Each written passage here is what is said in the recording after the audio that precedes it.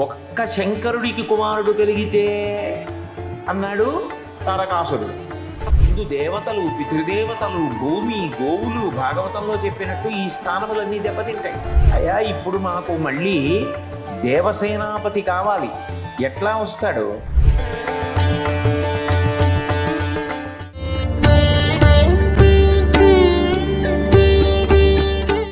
శుక్లాంబరధరం విష్ణుం శశివర్ణం చతుర్భుజం ప్రసన్నవదనం ధ్యాయేత్ సర్వవిఘ్నోపశాంతయే. గురుర్బ్రహ్మా గురుర్విష్ణుః గురుర్దేవో మహేశ్వరః గురుః సాక్షాత్ పరం బ్రహ్మ తస్మై శ్రీగురవే నమః. సదాశివసమారంభాం వ్యాసశంకరమధ్యమాం అస్మదాచార్యపర్యంతాం వందే గురుపరంపరాం. వాగర్ధావివ సంపృక్తౌ వాగర్ధప్రతిపత్తయే జగతః పితరౌ వందే పార్వతీ పరమేశ్వరౌ. విమలపటి కమలకుటి పుస్తకరుద్రాక్షశస్తహస్తపుటి కామాక్షి పక్ష్మలాక్షి కలిత విపంచి విభాసి వైరించి. హరి ఓం. ఒక్క శంకరుడికి కుమారుడు కలిగితే అన్నాడు తారకాసురుడు. ఇప్పుడు ఒక్క శంకరుడికి కుమారుడు కలగాలన్నా అసలు శంకరుని యొక్క తేజస్సు కదవాలి. ఇక వాళ్ళిద్దరికీ వచ్చిన ఇబ్బంది ఏముంది? తారకాసురుడికి శూరపద్మాసురుడికి మరింత బలం పెరిగిపోయింది. వాళ్ళ బలం పెరిగిపోతే మొట్టమొదట బాధపడేవాళ్ళు ఎవరు? దేవతలే. ముందు దేవతలు, పితృదేవతలు, భూమి, గోవులు భాగవతంలో చెప్పినట్టు ఈ స్థానములన్నీ దెబ్బతింటాయి. అందుకని మళ్ళీ దేవతలందరూ బ్రహ్మగారి దగ్గరికి వెళ్ళారు. వెళ్ళి అయ్యా ఇప్పుడు మాకు మళ్ళీ దేవసేనాపతి కావాలి, ఎట్లా వస్తాడు? ఎందుకనంటే పార్వతీదేవి యొక్క శాపం ఉంది. ఆ శాపం కారణంగా ఇక దేవతలకి సంతానం కలగరు, పార్వతీ పరమేశ్వరులకు సంతానం కలగరు, పరమశివుని యొక్క తేజస్సు కదలదు. ఇక మాకు ఎట్లా సైన్యాధిపతి అంటే ఆయన అన్నారు, ఆలోచించి ఒక పని చేయండి, దేవతలకు సంతానము కలగదంది కానీ ఆమెకే అక్కగారు గంగానది. ఎందుకనంటే రామాయణం బాలకాండ మీరు పరిశీలన చేస్తే హిమవంతుని యొక్క పెద్ద కుమార్తె గంగ. ఆమె పుట్టగానే దేవతలు వచ్చి దేవతా కార్యం కోసం తీసుకెళ్లారు స్వర్గలోకానికి. ఆ గంగయే తర్వాత భగీరథుడు తపస్సు చేస్తే త్రిపథగా అయి స్వర్గలోకంలో మందాకిని, భూమి మీద భాగీరథి, పాతాళ లోకంలో భోగవతి అన్న పేరుతో ప్రవహించి త్రిపథగా అని పేరు పొందింది. కాబట్టి గంగా నది ఆవిడికి అక్కగారు. ఆమె కూడా హైమవతియే, ఎందుకని హిమవంతుని యొక్క పుత్రికయే. అక్కగారి యొక్క సంతానం తనకీ సంతానమే, తనకీ తల్లే. కాబట్టి తాను తల్లే ఆ పుట్టిన బిడ్డకి. హిమవత్పుత్రి అయినటువంటి గంగాదేవి కానీ కుమారుణ్ణి కంటే పార్వతీదేవికి అభ్యంతరం ఉండదు. మీ స్త్రీల యందు ఇక పురుషుడు జన్మించడు, ఇక సంతానము కలగదు. ఎందుకంటే పార్వతీదేవి శాపం ఉంది. ఇంకా ఉన్న తేజస్సు అగ్నిహోత్రుడి దగ్గర ఉంది, శివ తేజస్సు. అగ్నిహోత్రుణ్ణి వెళ్ళి ఆ తేజస్సుని గంగానది యందు ప్రవేశపెట్టమనండి.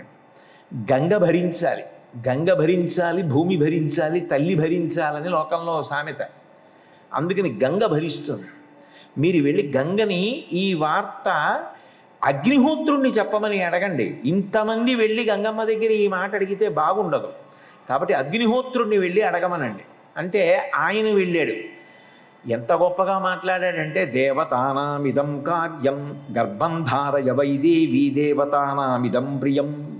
ఓ గంగమ్మ, నువ్వు గర్భం ధరించాలి. ఎందుకని? దేవతల కార్యం కొరకు. దేవతలు తారకాసురుడు, శూరపద్మాసురుడు వాళ్ళ చేత బాధలు పడుతున్నారు. వాళ్ళు నిహతులు కావాలి అంటే శివ తేజస్సు వలన కుమారుడు కావాలి. శివ తేజస్సు ఉన్నది అగ్నిహోత్రుడు, నా దగ్గర ఒక్కడి దగ్గరే ఉన్నది. మాట్లాడుతున్నవాడు మరి అగ్నిహోత్రుడు కదా. అందుకని నువ్వు దేవతా కార్యం కోసం గర్భం ధరించాలి. కాబట్టి ప్రహృష్టమైనటువంటి మనస్సుతో దాన్ని స్వీకరించాలి. ఎందుకని?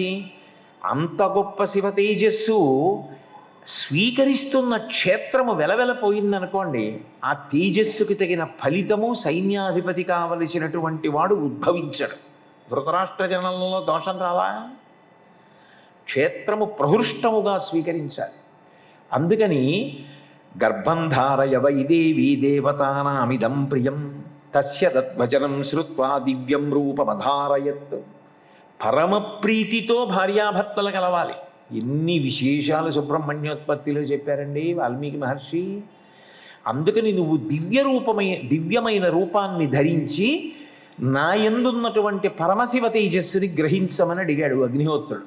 ఆవిడ అంగీకరించింది. గంగ ఎందు ప్రవేశపెట్టాడు అగ్నిహోత్రుడు. కానీ ఇంత గొప్ప గంగా నది కూడా ఉడికిపోయింది, తట్టుకోలేకపోయింది. ఇంత గొప్ప తేజస్సు తట్టుకోలేకపోతున్నాను, ఏం చెయ్యనని అడిగింది. నిజంగా మీరు ఆ క్షణంలో ఆలోచిస్తే అది ఒక గొప్ప ఉత్కంఠ. ఆ సమయంలో గంగమ్మకి కుమారుడుగా సుఖప్రసవంలో రాలేదనుకోండి, ఆ తేజస్సు నిరుపయోగం అయిపోయిందనుకోండి, ఇక రాక్షసమయం అయిపోతుంది జగత్. ఎందుకంటే ఇక సంహరించడానికి అవకాశం లేదు. అటువంటప్పుడు కుమారుడు కలుగుతాడా? లోకమంతా ఎదురు చూస్తోంది.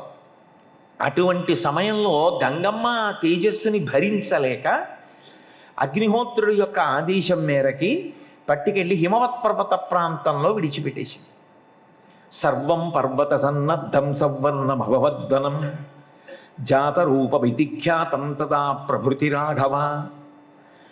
ఎప్పుడైతే ఆ శివతేజస్సుని తీసుకెళ్ళి ఆ రెల్లు పొదలలో విడిచిపెట్టిందో, మొట్టమొదట అందులో ఉన్నటువంటి సారవంతమైన ధాతువు నుంచి బంగారం ఉద్భవించింది.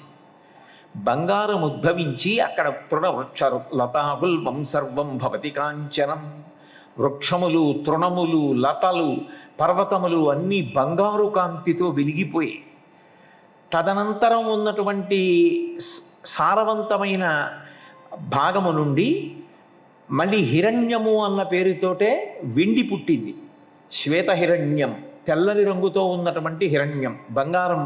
తర్వాత వెండి పుట్టింది. మిగిలిపోయినటువంటి క్షారంలోంచి సీసము, తగరము, ఇనుము, రాగి, ఈ ధాతువులన్నీ పుట్టాయి.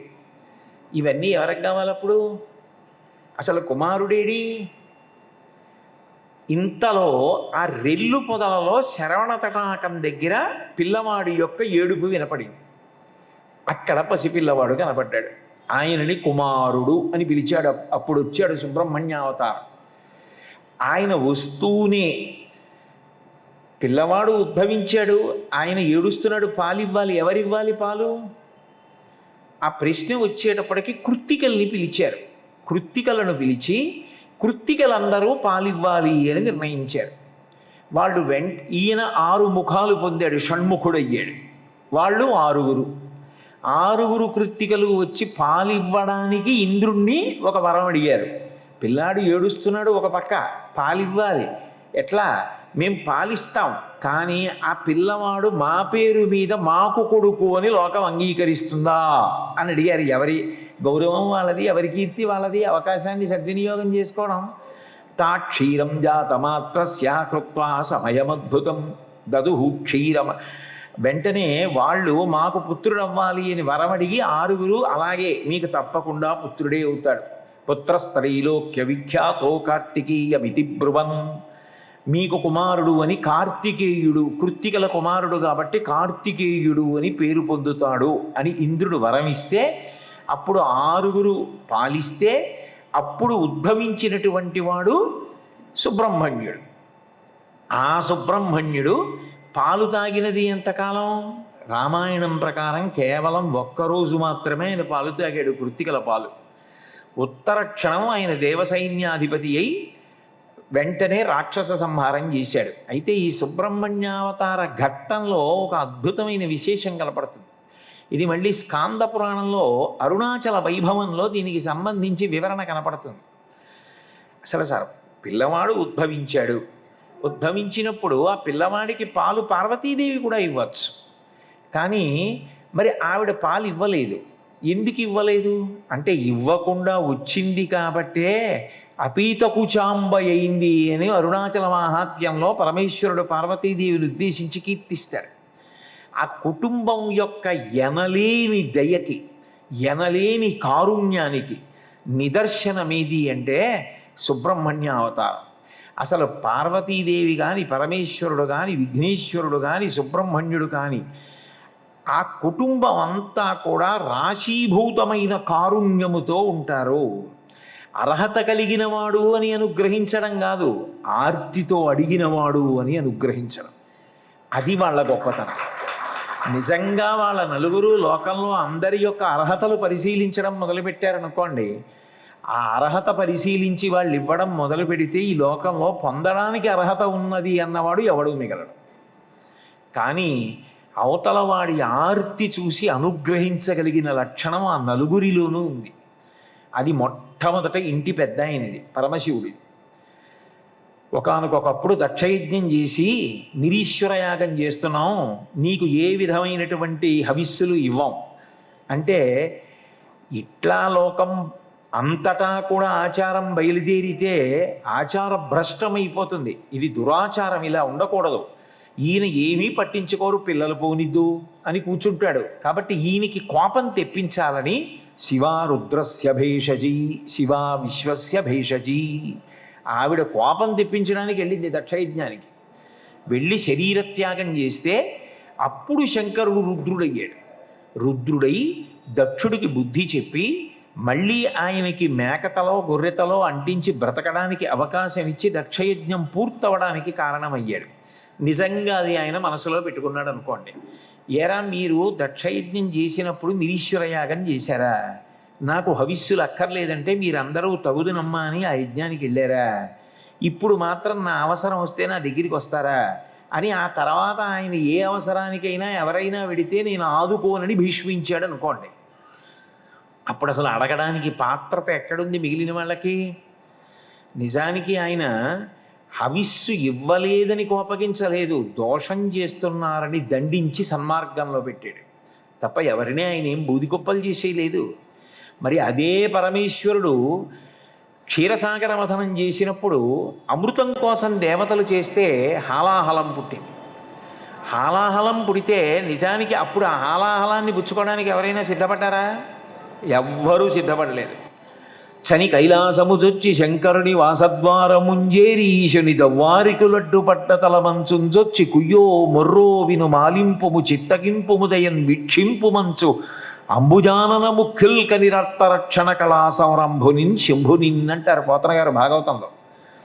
ఆర్తరక్షణ కళా సంరంభునిన్ శంభునిన్. ఎవరుట? పరమేశ్వరుడు. అంటే ఆర్తరక్షణ కళా సంరంభుట్ట. ఆర్తితో ఎవరైనా పిలిస్తే పలకడమే తప్ప వీడికి అర్హత ఉందా అనర్హుడా అవి చూడడం ఆయనకి రాదుట. అందుకని వాగర్ధావివ సంపృక్తం వాగర్ధ ప్రతిపత్తయే జగత పితరౌ వందే పార్వతీ పరమేశ్వరం. అంతటి మహానుభావుడు కనుకనే పార్వతీదేవికి నచ్చ చెప్పుకుని మరీ హాలాహలం పుచ్చుకున్నాడు. ఎవరైనా ఏ భార్య ఒప్పుకుంటుంది హాలాహలం పుచ్చుకుంటానంటే? కానీ ఆయన మాత్రం పార్వతీదేవి దగ్గరికి వెళ్ళి పరహితము చేయునెవ్వడు పరమహితుండగును భూత పంచకమునకున్ పరహితమే పరమధర్మము పరహితునకు నిదురులేదు పర్వేందుముఖి. ఓ పార్వతి, పరుల యొక్క హితం కోసం ప్రయత్నం చేసేవాడు పాడైపోడు. కాబట్టి నేను పుచ్చుకుంటాను. కంటే జగముల దుఃఖము వింటే జలజనిత విషపు వేడిమి ప్రభువయ్యుండుట ఆర్తుల ఆపద గింతించుట దాని ఫలము దానం కీర్తి మృగాక్షి. తల్లి తండ్రి మన ఇద్దరం ఉండగా పిల్లలు ఇలా బాధపడుతుంటే చూస్తూ ఊరుకుంటామా? ఆ హలాహలం నేను పుచ్చేసుకుంటాను అని మంగళసూత్రమ్మునెంతమది నమ్మినదో, తన మెడలో ఉన్న మంగళసూత్రం మీద నమ్మకంతో పార్వతీదేవి పరమేశ్వరుణ్ణి హాలాహల భక్షణం చేసేయమంటే ఆయన తన చుట్టూన్ సురసంఘముల్ జయ జయధ్వానంబులన్ బొబ్బిడన్ ఘనగంభీర రవమ్ముతో శివుడు లోకద్రోహి హుంపోకు రమ్మని కింగేల తెమల్చి కూర్చి కడిగా నంకించి జంబూపలంబున సర్వంకషమున్ మహావిషమున ఆహారించే హేలాగతిన్. ఏ నిర్భయంగా ముందుకొచ్చి అందరూ హాలాహలాన్ని చూసి పారిపోతుంటే ఆయన దాన్ని పట్టుకుని ముద్ద చేసి నోట్లో పెట్టుకుని మింగి ఉదరములోకంబుటకును సదనంబకుటెరిగి శివుడు చటుల విషాగ్నిన్ కుదురుకొనే కంఠభిలమున పదిలంబుగా నిలిపే సూక్ష్మ ఫలరసము క్రియన్. కడుపులోకి వదిలేస్తే కొన్ని లోకాలు పోతాయి, బయటికి వదిలేస్తే కొన్ని లోకాలు పోతాయి. అందుకని అటు కాదు ఇటు కాదు, మధ్యలో కంఠబిలంలో ఆ హలాహలాన్ని ఉంచేసుకుని గరళకంఠుడు, శ్రీకంఠుడు, నీలకంఠుడు అని కీర్తి పొందాడు. ఆర్తత్రాణపరాయణుడు శంకరుడు. ఇక పెద్ద కుమారుడు విఘ్నేశ్వరుడు యొక్క కారుణ్యానికి అవధి లేదు. వందనమీశుపుత్ర శుభవందనమిందు సమానగాత్రణా వందనమేకదంతయభివందనమో కరుణాహృదంతరా వందనమాకువాహన సువందనమో సురదైత్య పూజిత వందనమో ఈ విఘ్నపతి వందలు వందనముల్ గ్రహింపుమా అంటారు. విఘ్నేశ్వరుడు అంతటి దయాశాలి, అంతటి కారుణ్యమూర్తి లోకంలో ఎక్కడుంటారు? కేవలం గడ్డి పరకలతో పూజ చేసినంత మాత్రం చేత సంతోషపడిపోతాడు.